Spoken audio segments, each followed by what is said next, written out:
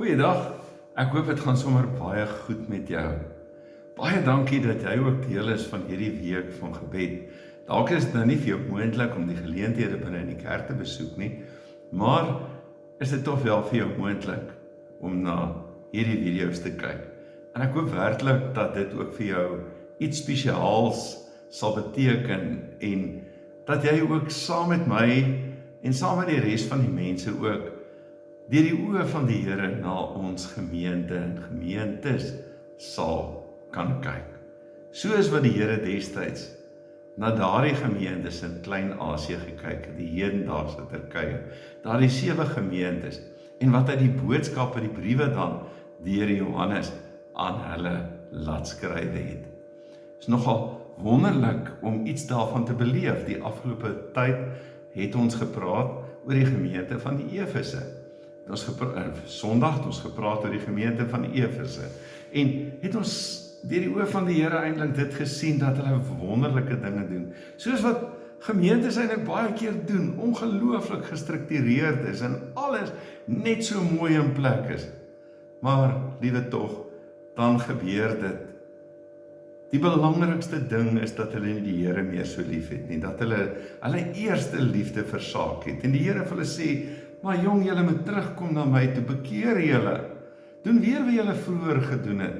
Anderster is dit moontlik dat ek kan kom en die lamp ook van sy stander afval. Dat ek die gemeente by wyse van spreuke ook kan laat ophou bestaan. Die tweede gemeente waarna ons gekyk het, is die gemeente van Smyrna. Ook 'n hawestad soos die gemeente Efese.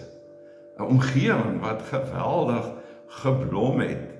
Baie mense wat in daardie omgewing ook sou gewees het, maar uit die aard van die saak, dan ook kleiner gemeente, maar mense wat arm was, mense wat swaar gekry het, mense wat vroeër baie gehaat het, maar ook as gevolg van hulle geloof gelei het en nog nie die vooruitsig gehad het dat alles dadelik vir hulle sou beter word nie. Mense van wie gepraat word dat hulle arm is en dat die Here dit weet in hierdie proses, maar dat hulle ryk is in hom en dat hulle op die ou einde ook hierdie ongelooflike beloftes van die Here sou kry. En ons weet dat hulle ook so groei, so sterker raak binne in hulle geloof en hierdie beloftes van die Here ook sou kry. En nou is ons by die gemeente van Pergamum. En nou, Pergamum is nie 'n hawestad soos wat Efese gewees het nie, en was ook nie 'n hawestad gewees soos wat Smyrna gewees het nie, maar dit was die hoofsetel gewees van die destydse Romeinse ryk daar in Klein-Asië, in wat die hedendaagse Turkye is. Nou, die tema waaroor dit gaan, waarby ons ook aansluit, die tema van die Christelike Lektuurfonds hierdie jaar is, kyk, ek kom met die wolke. Nou leef ons mos binne in daardie tyd waar ons intens bewus is daarvan dat ons in 'n minuut voor 12 lewe en dat Jesus op pad terug is. Dat ons lewe letterlik in die messiaanse tyd, in die Christus tyd, totdat hy weer kom in sy volheid, terwyl ons ook bewus is daarvan dat hy die hele tyd bewus is van ons, want hy is deur sy gees ook al die dae by ons tot aan die volleinding van die wêreld. En daarom wil ek graag ook in Openbaring 1 vers 7 en 8 hierdie gedeelte weer vir jou lees wat sê, kyk, hy kom met die wolke en al die mense sal hom sien, ook hulle wat hom deurboor het en al die volke van die aarde sal oor hom in selfverwyd weeklaag. Ja, dit is seker. Ek is die Alfa en die Omega, sê die Here God. Hy wat is en wat was en wat kom, die Almagtige. Genade vir jou dan in vrede van hierdie God ons Vader, van Jesus ons Here en van die Heilige Gees. God wat op sy troon sit en Jesus wat in die midde van sy kerk is en ook deur sy Gees by ons elke dag teenwoordig is. Die skrifgedeelte vir hierdie geleentheid is dan die brief van die gemeente van Pergamum in Openbaring 2 vers 12 tot 17. Ek lees dit baie graag saam met jou. Skryf ook aan die boodskapper van die gemeente in Pergamum. Dit sê hy wat die skerp swaard met die 2 snykante het. En as mense nou in Openbaring 1 lees, dan kry mense daardie beeld, daardie verhewe beeld van Jesus Christus. Nie die gekruisigde Here nie, maar die opgestane, die verhewe Here in daai totale beeld wat ook oor hom gegee word. En jy kan dit gerus ook weer gaan lees. Dit is daardie beeld wat gegee word van vers 9 af in Openbaring hoofstuk 1. Ek weet waar jy woon, sê vers 13, daar waar die troon van Satan is. Jy hou egter aan my naam vas. Jy het selfs nie jou geloof in my verloor nie, in die dae toe Antipas my getroue getuie doodgemaak is, daar by julle waar die Satan woon. Maar ek hou 'n paar dinge teen jou. Jy het mense in jou midde wat die leer van Biliam aanhang. Ons lees mos nou daarvan in Numeri. Hy het Balak geleer om 'n stryk vir die kinders van Israel te stel, naamlik om van die afgodsoffers te eet en hulle onsedelik te gedra. Net so het hy ook mense wat die leer van die Nikolaïte aanhang, wat hulle op hierdie manier gedra. Kom dan tot bekering. Nou, soos wat het gesê is in die gemeente van die Efese, doen weer wat julle vroeër gedoen het. Maak 'n 180 grade draai en kom terug. Anders sal ek gou na jou toe kom en met die swaard van my mond teen hulle oorlog maak. By Efese word gesê dat hy kan kom en die lamp van die staander afhaal. En hier word gesê en met die swaard van my mond teen hulle oorlog maak. Laat die wat ore het luister na wat die Gees aan die gemeente sê. Aan wie oorwin, sal ek van die verborge manna gee, weer een van hierdie wonderlike beloftes vir mense. En ek sal hom 'n wit klippie gee, ja, 'n klippie waarop 'n nuwe naam gegraveer is, en wat niemand anders ken nie, behalwe die een wat dit ontvang het. By die gemeente van Smyrna weet ons dat hulle, as hulle vashou, dat hulle die tweede dood nie sou sterwe nie. Met ander woorde, dat hulle nie veroordeel sou word nie, dat hulle na die tyd van lyding ook vir hulle 'n nuwe geleentheid, 'n nuwe toekoms ook by die Here sal wees. En hier die boodskappe van die verborge manna, waarvan ek net nou met jou gaan deel, waarvan dit praat, as ook die wit klippie waarvan jy in die verlede al ook raak gelees het en dalk daaroor gewonder het. Belangrike vir my binne in hierdie gedeelte is om te sê, maar ons moet nie kompromieë met die wêreld aangaan nie. Ons moet nie kompromieë met die wêreld aangaan nie. Ons moet die wêreld se invloede in ons lewens identifiseer wat ons tot kompromieë lei. Kan byvoorbeeld wees ons besigheidsetiek, die sosiale sirkels of vermaak waarvan ons deel kan wees.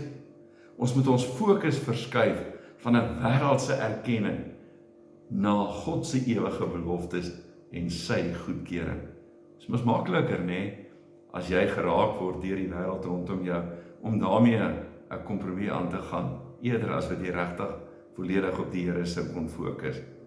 So, miskien is dit goed as 'n mens so 'n oomblik selfondersoek doen bietjie en kyk na jou sosiale verhoudings, jou werkpraktyk, en waar voel jy indien enigstens bietjie druk om jou geloofsoortuiging stil te hou, en dit ook te versag om nogal by 'n groep te pas. Dit is dalk goed om dit weer voor die Here te bring, in watter mate ek tog kompromieë aangaan, in die wêreld gelukkig wil maak.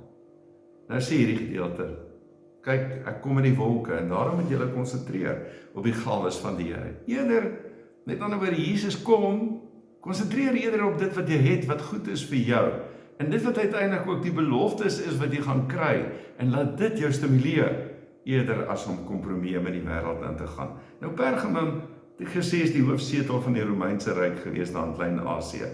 Die hooflei van die Romeine het in daardie tyd daar gebly.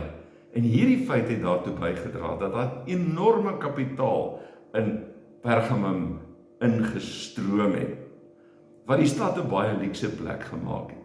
Ek kyk ook na 'n foto wat ek iewers ter sien van 'n biblioteek wat hulle sou gehad het met meer as 200.000 perkamentrolle. 'n Stad wat bekend was vir wetenskap en kulturele sentrums. Maar ongelukkig ook in daardie tyd, as jy so 'n belangrike stad is, binne in die tyd van die Romeinse Ryk, 'n stad waar die beoefening van die staatsgodsdiens belangrik gewees het. Afgodsbeelde het oral in daardie tyd opgeduik. So die Romeinse owerheid, het ek nou by geleentheid, die ander geleenthede gesê, was toegeeflik op 'n manier, want elkeen was vry om sy godsdienst te beoefen, wat jy sou gehad het, so 'n tipe van 'n sinkretisme waarmee 'n mens kon lewe. Ook die Christene kon hulle godsdienst beoefen. Maar daar was een voorwaarde gewees. Naas elkeen sy eie godsdienst, moes elkeen ook aan die staatsgodsdienst van die tyd, moes jy deelgeneem het. So dit beteken dat jy die keiser as God vereer het.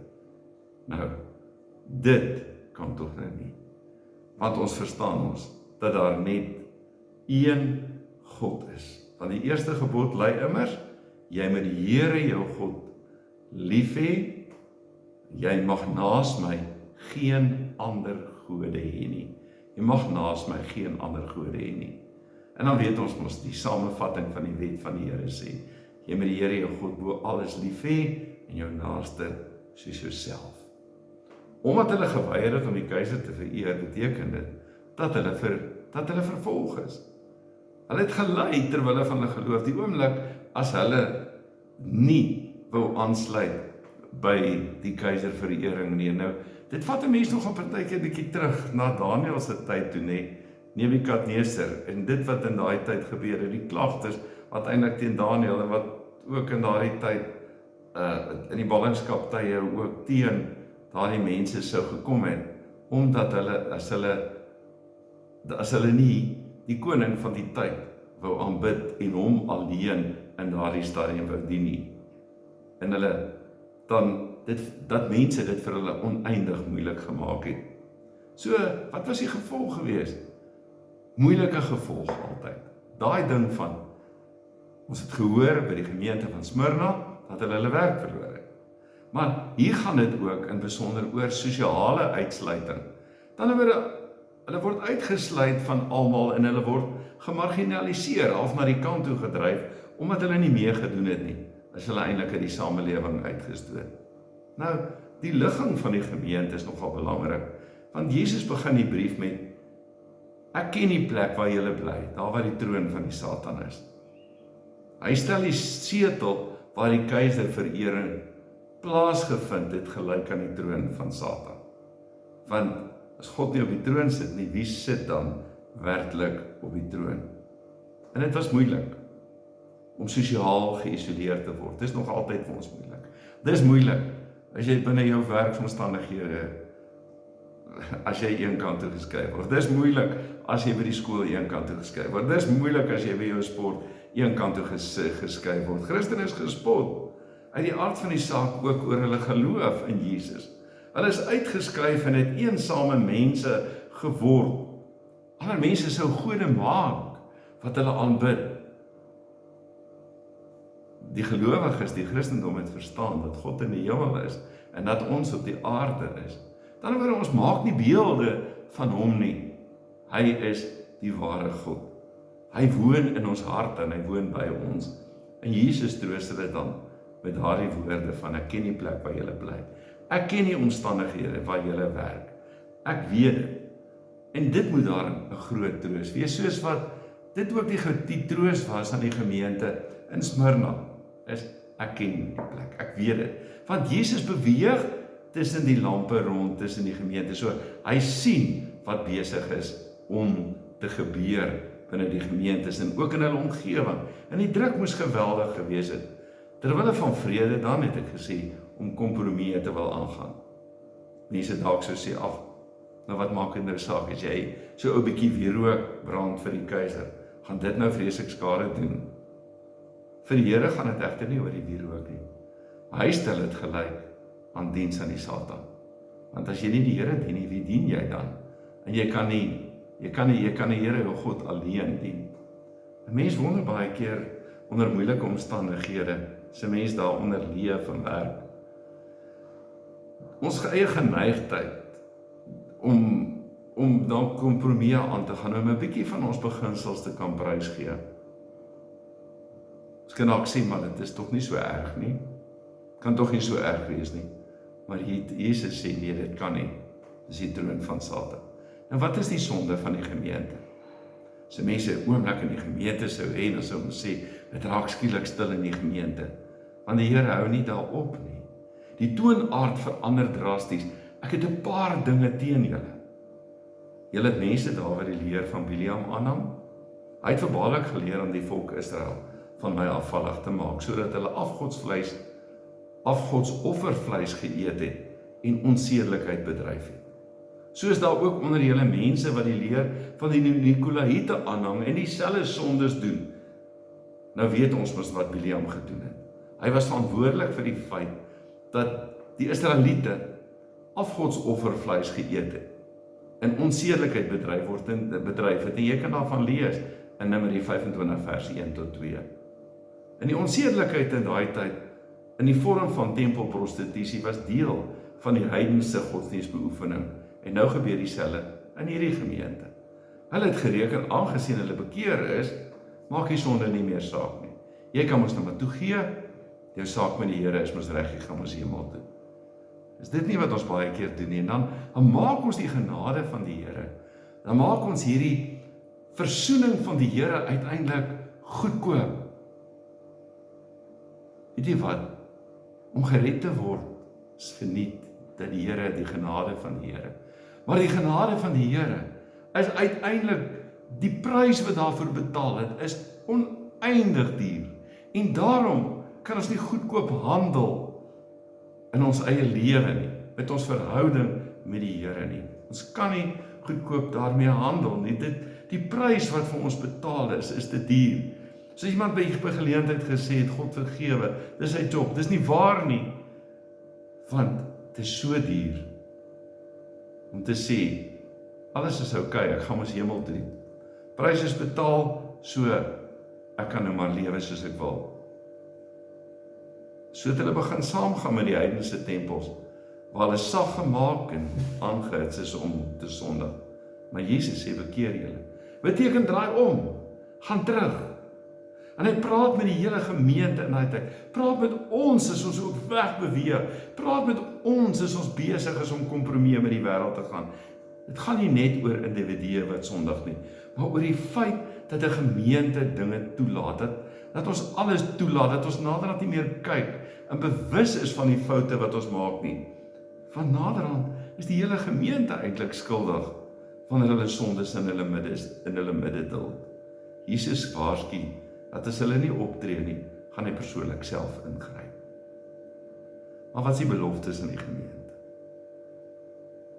Vorige het gesê, pas op wat jy doen. Watch it.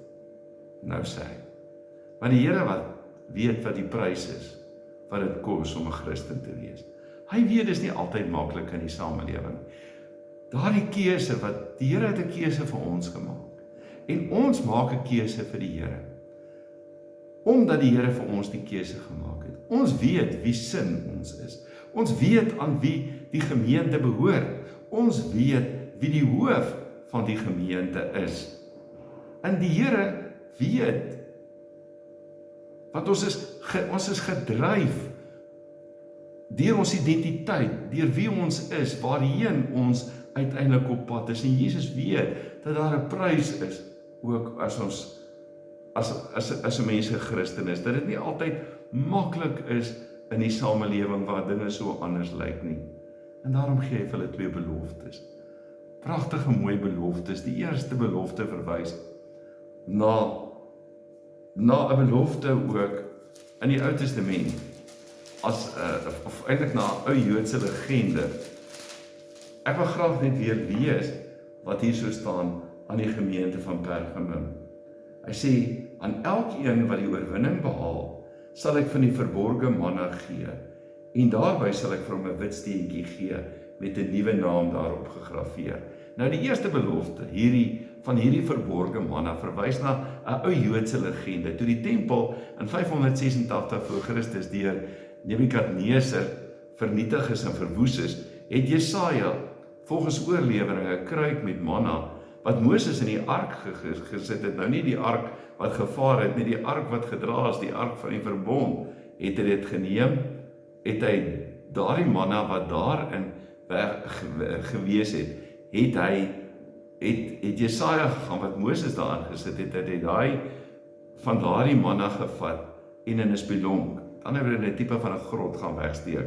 En die volk het geglo, dat wanneer die Messias kom, hy daardie kruik weer sou uithaal, om die verdrukte volk te voed. So, as die Messias sou kom, dan sou dit die verdrukte volk gevoed. En nou weet ons, het die Messias inderdaad gekom. En weet ons, dan is daai belofte ook vir daardie mense, as hulle vashou aan dit, as hulle nie weer honger word, omdat daar 'n volledige versadiging in Christus Jesus ook vir hulle sou kom. En die tweede ene gaan oor die spierwit klippie. In die ou Griekse wêreld was dit die gebruik gewees om vriendskapsklippies nogal aan mekaar te gee, waarop sekere letters geskrywe was, en so 'n klippie het jou toegang gegee tot iemand se tafel. So as jy 'n klippie gehad het met iemand met sekere letters, het jy toegang gehad tot iemand se tafel. Dit was 'n teken gewees van vriendskap of status in daardie tyd. En hoe meer klippies jy gehad het, hoe gewilder was jy gewees. En nou sê Jesus, julle wat uitgesluit is uit die wêreld en sosiaal verwerp is, omdat julle aan my behoort, aan julle gee ek my vriendskapsklippie. Julle is welkom by my. By my is daar oorvloed soos aan die tafel sou wees. Christen wat nie bereid is om kompromieë met die wêreld aan te gaan nie, word dikwels eenkant toe gestoot en beleef eensaamheid.